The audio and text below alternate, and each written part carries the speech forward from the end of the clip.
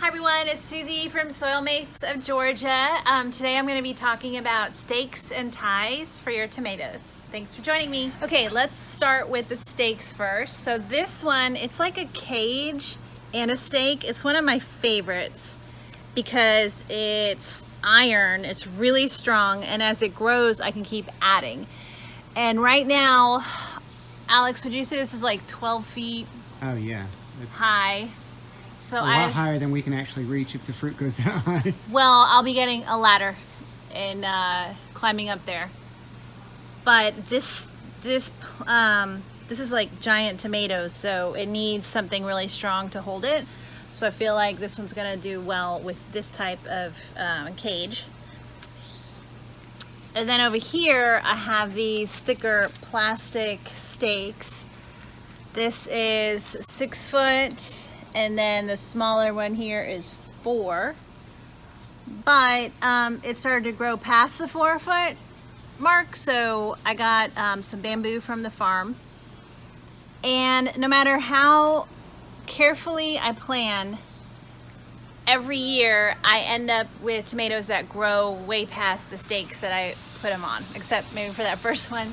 So I'll be topping them off, so I'll show you that in a little bit. So another type of cage or stake is this one here, where you get the 3 plastic ones and then you put this little thing here to kind of hold them all together, make them stronger. So like this.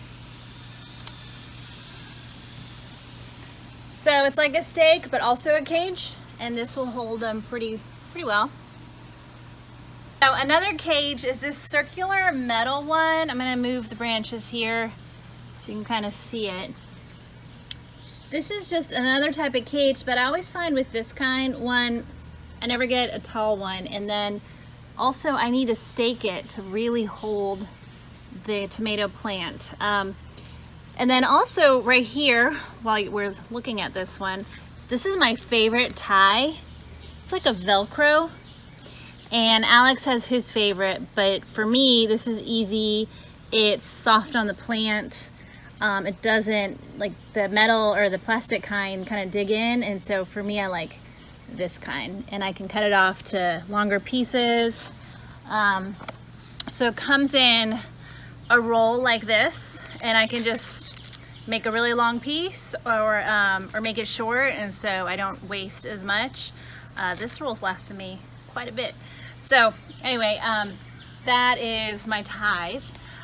So here, this is a cage. It's like triangular shaped, and again, I'm putting in a stake. This one is just a stick, and this will be a smaller tomato plant. So I think this will work for this one. And again, here is another circular one with the stake in the middle. And then this one is just a stake. So what happens is it just kind of grows past where I can reach or where it needs to be. So I'm going to be topping off a tomato plant, and I'll show you that. I'm going to top off this tomato plant. It's just getting too big. Before I do that, I'm going to take this sucker off. As most of you know, you can go through, take off suckers, and they just grow right back. All right, this one's really big. Take this sucker off. Okay, so to top off the tomato plant, I want to keep these flowers right here and a stem, and I'm going to cut the main stalk right here. And that's going to tell the plant to stop, hopefully, because I just can't reach anymore, and there has to be an end point. So this other one up here can go 12 foot up, so I'll be topping that one off when it reaches that height. But these are, it's time for this one. But this is, so this is a yellow pear tomato. And because most of my tomatoes are in pots, they're also not as low to the ground, so I end up having to top it off. But anyway, so that's it. That was different cages, stakes, ties, and how to top off tomato plants. And Alex will be sharing his favorites with you. All right, so we're in my backyard now, and I use a lot of the same stakes Susie does. I have the basic green kind that stick up just from like big box stores, and I have bamboo from the farm, which I really like the bamboo. One of the reasons is because it has these like the stems that used to be on here are good for holding on to, tying onto, to help stake the tomatoes as they grow, and the peppers. I have some of the basic kind of old school cages, which I don't really like as much for tomatoes. I use them sometimes to help, but I like them more for the bell peppers.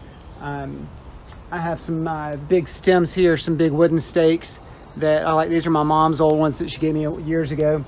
And just the basic green triangle ones. Those are sturdy, I like them. But I still, like Susie said, I still have to stake them with my the big stakes. So that's not great. So on the ties, I use some of the stuff Susie does, the green Velcro. But what I've really started to like more is this green stretchy stuff. It comes in a roll, it's really thin, stretches. And I like it because you can tie it on in different amounts. You can really get it somewhere holds on better, because I can wrap it around and tie it better, I think. So, and I've used this same stretch tape I used all season last year. I haven't had to unroll any new stuff this year. I've just reused it from last year. So it's good for more than one season. What we don't like is these plastic clips. I got a whole bag of them, which are going to waste now, but they seem like they'd be a good idea. They clip around the post and just clip together and then keep everything in place. But because they're not malleable and they're not adjustable, once they're on, they can end up choking the stalk out. So we don't use these anymore.